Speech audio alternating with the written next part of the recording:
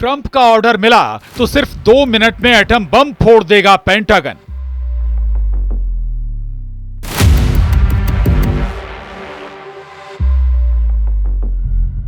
Trump का signal मिलने के 120 सेकंड में होगा फैटमैन से 24 गुना पावरफुल धमाका।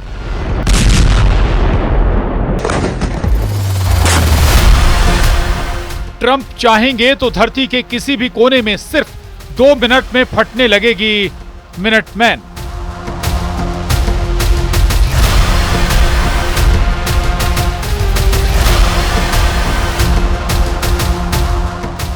सुपर पावर का B61-13 एटम बम तैयार, मॉस्को टू तेहरान हाहाकार।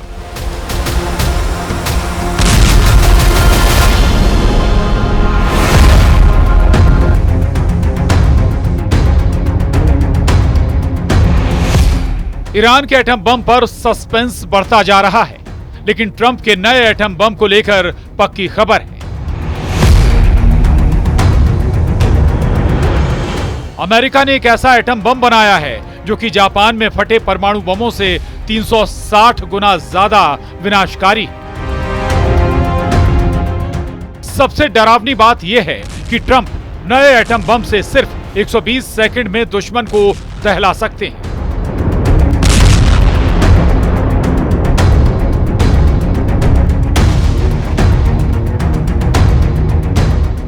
उधर इजरायल ने ईरान में एक बार फिर बड़े हमले का प्लान तैयार किया है।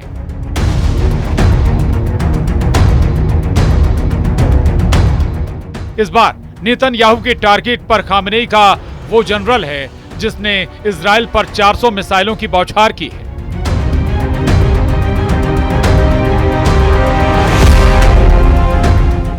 गाजा में खूनी कोहराम मचा है। यमन का हाल गाजा से भी भयावह है।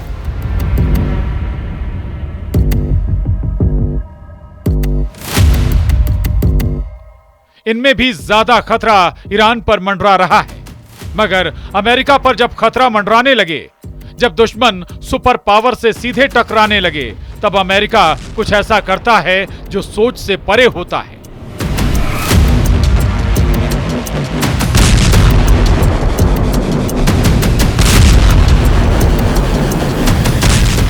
ट्रंप को टेंशन दे रहे देशों के लिए पेंटागन से बहुत ही डरावनी रिपोर्ट रिलीज कर दी गई है।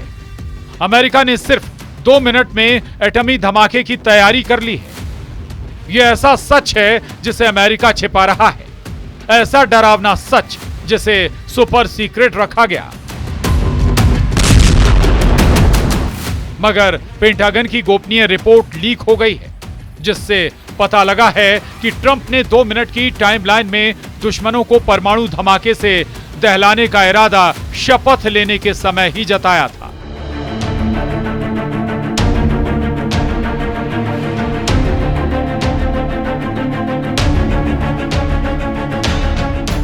अमेरिका के न्यूक्लियर अटैक की तैयारी पर पेंटागन ने महीनों काम किया है।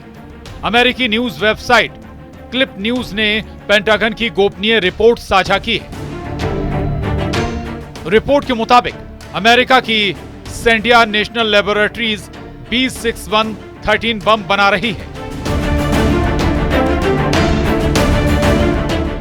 B61-13 साल 2026 तक हमले के लिए तैयार हो सकता है। रिपोर्ट के मुताबिक यह बम हिरोशिमा पर गिराए गए बम से 24 गुना ज्यादा शक्तिशाली होगा। B61-13 की क्षमता करीब 360 किलो टन बताई गई है। दुनिया ने सिर्फ 2 एटमी धमाके देखे हैं।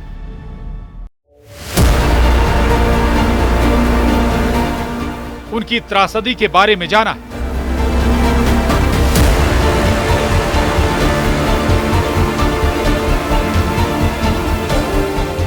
हिरोशिमा और नागासाकी में प्रलय लाने वाले दोनों परमाणु बम 25 किलो टन से भी कम क्षमता के थे।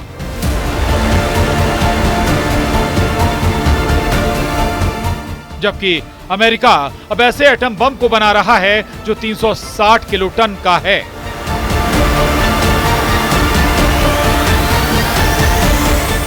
आखिर अमेरिका ऐसे महाविनाशक हथियार को क्यों बना रहा है?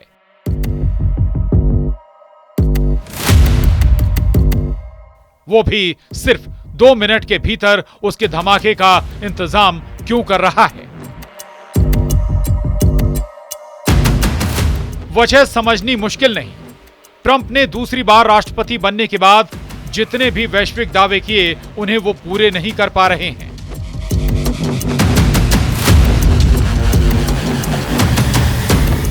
अमेरिका जैसे देश की अदने से देश सुन नहीं रहे हैं। रूस जैसा महाशक्तिशाली देश तो ट्रंप को अपनी ही शर्तों पर झुकने के लिए मजबूर कर रहा है।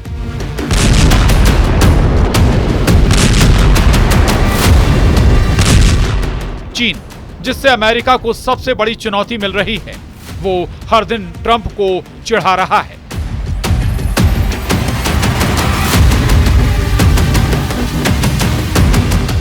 अमेरिका के रुतबे और रसूख को झटका लगा है, जिसके बाद ट्रंप ने एटमी वॉर की नई स्क्रिप्ट लिख डाली है। अमेरिका के नेशनल न्यूक्लियर सिक्योरिटीज एडमिनिस्ट्रेशन ने भी पुष्टि की है कि ट्रंप नया एटम बम बना रहे हैं। अमेरिका को यकीन हो चुका है कि जल्द उसे महायुद्ध में उतरना पड़ सकता है।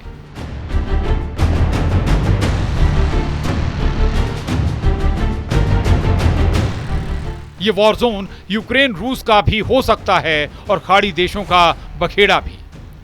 दोनों वॉर जोन में हालात तेजी से बदल रहे हैं। ट्रंप की तमाम कोशिशों के बाद भी युद्ध खत्म होने का नाम नहीं ले रहा।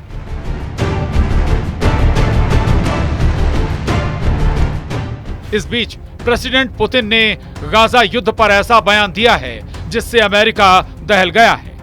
प्रेसिडेंट पुतिन ने हमास के कब्जे से रिहा हुए 3 बंधकों से मुलाकात की है।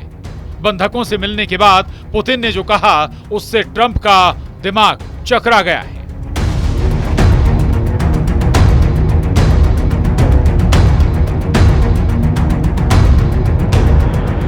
उधर रूस के राष्ट्रपति व्लादिमीर पुतिन ने कहा कि आपके साथ जो कुछ भी हुआ वो एक बड़ा दुर्भाग्य है, लेकिन ये सच्चाई है कि आप लोग आजाद होने में कामयाब रहे। ये रूस के फिलिस्तीनी लोगों, उसके प्रतिनिधियों, विभिन्न संगठनों के साथ मजबूत रिश्तों का नतीजा है। मुझे लगता है कि हमें हमास के राजनीतिक नेतृत्व के प्रति आभार व्यक्त करना चाहिए कि उन्होंने हमें बीच में ही मदद की और इस मानवीय कार्य को अंजाम दिया।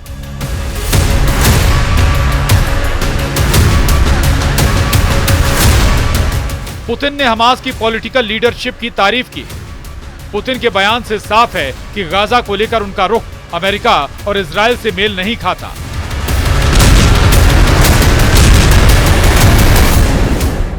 इजराइल एक तरफ गाजा में हमास को पूरी तरह बर्बाद करने में जुटा है, दूसरी तरफ पुतिन ने हमास के लिए हमदर्दी जता दी है, जिसे इजराइल कतई बर्दाश्त नहीं करने वाला।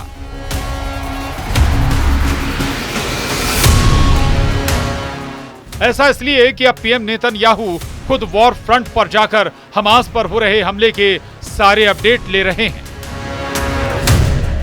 गाजा पट्टी में खड़े होकर नेतन्याहू ने हमास को पूरी तरह तबाह कर डालने का प्रण फिर से दोहराया है।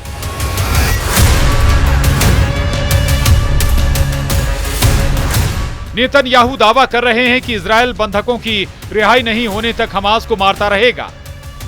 वहीं रक्षा मंत्री इजराइल कॉट्स ये भी बताना नहीं भूल रहे कि गाजा पट्टी में हमास के सभी बुनियादी ढांचे भी मिटा दिए जाएंगे।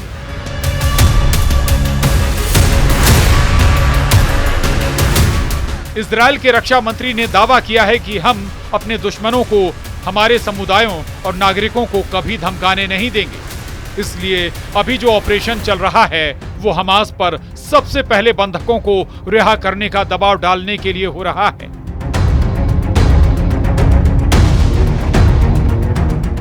जितना ज्यादा वो इनकार करेगा और अड़ेगा, उतना ही हम उसके खिलाफ हमले तेज करेंगे।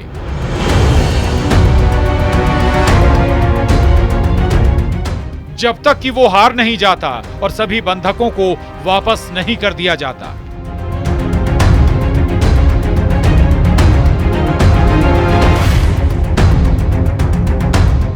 हमास के साथ इजराइल ने अब ईरान पर बड़े हमले का प्लान बनाया है।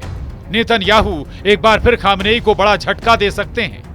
जेरूसलम पोस्ट की रिपोर्ट के मुताबिक मोसाद एजेंट बहुत जल्द खुफिया ऑपरेशन को अंजाम दे सकते हैं, जिसके टारगेट पर ईरान के बड़े सैन्य अधिकारी हो सकते हैं। रिपोर्ट के मुताबिक मोसाद के ऑपरेशन का सबसे बड़ा टारगेट ईरान के उस अधिकारी को मारना है जिसने इजराइल पर 400 बैलिस्टिक मिसाइलों को दागने का आदेश दिया। बीते साल अक्टूबर में ईरान के इस्लामिक रेवोल्यूशनरी गार्ड्स कॉर्प्स यानी IRGC के प्रमुख brigadier general Amir Ali Hajizadeh ने इजराइल पर 400 बैलिस्टिक मिसाइलों से हमला करने का आदेश दिया था।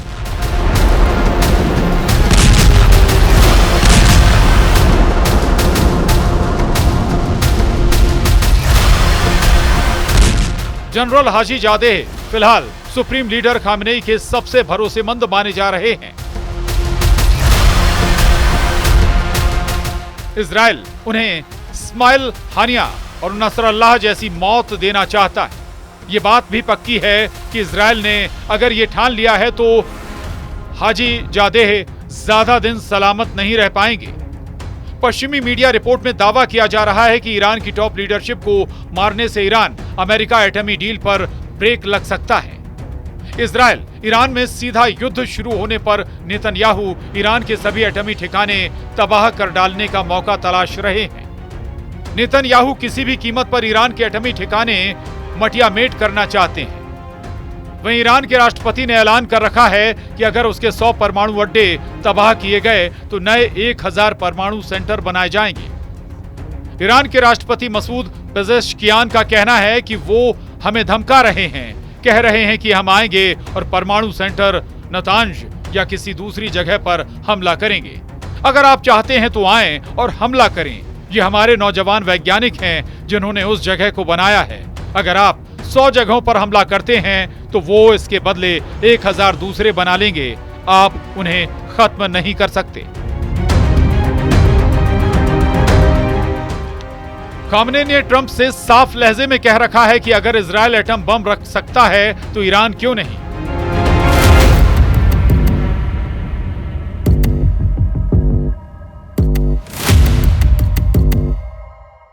ईरान चाहता है कि ट्रंप पहले इजराइल के सभी एटम बम छीन लें। ईरान यहां तक कह चुका है कि खाड़ी के किसी भी देश के पास परमाणु हथियार नहीं होने चाहिए, तभी वो एटमी प्रोग्राम बंद करने के लिए राजी होगा।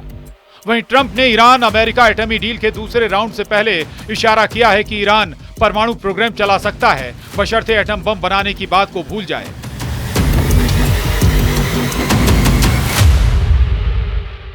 ईरान की ऊर्जा जरूरतों के लिए एटमी प्रोग्राम के इस्तेमाल से ट्रंप को परेशानी नहीं, मगर इजराइल को यह भी मंजूर नहीं है। हालांकि ट्रंप ने इजराइल के अटैक प्लान को कुछ दिन पहले टाल दिया था।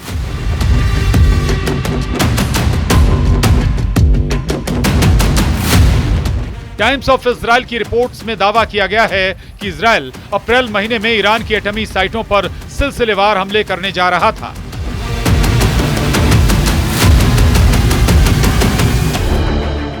इस हमले में अमेरिका की भी मदद मांगी गई थी। अटैक प्लान पर अमेरिका और इजराइल के टॉप कमांडर्स की मीटिंग भी हुई थी। 3 अप्रैल को नेतन्याहू ट्रंप की फोन कॉल पर बात हुई। उसी रोज हमले पर ट्रंप ने अपना इरादा बदल दिया। फोन कॉल पर ट्रंप राजी नहीं हुए तो नेतन्याहू ने व्हाइट हाउस की विजिट की।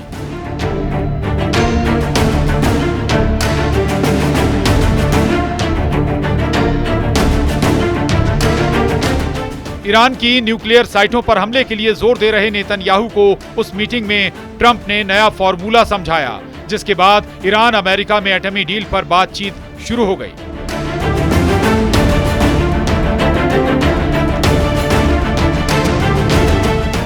लेकिन इस बातचीत से कुछ हासिल होगा इसकी गारंटी नहीं है। ट्रंप बार बार ईरान को हमले की धमकी दे रहे हैं। ट्रंप ईरान को बर्बाद होने से बचने के लिए एटमी डील का प्रेशर डाल रहे हैं, मगर ईरान अपनी शर्तों पर टिका है। इधर पुतिन के खाड़ी युद्ध में एंट्री होते देख इजराइल और अमेरिका अलर्ट हो चुके हैं। ट्रंप को यह डर पहले ही सता रहा था कि रूस किसी भी दिन खाड़ी युद्ध में एंट्री ले सकता है। इसी वजह से उन्होंने 2 मिनट वाला एटमी प्लान बनाने का ऑर्डर दे रखा है।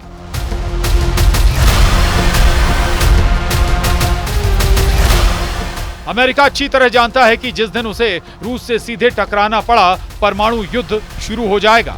एटमी वॉर में रूस को हराने के लिए सुपर पावर को हिरोशिमा नागासाकी से 300 गुना ताकत झोंकनी पड़ेगी।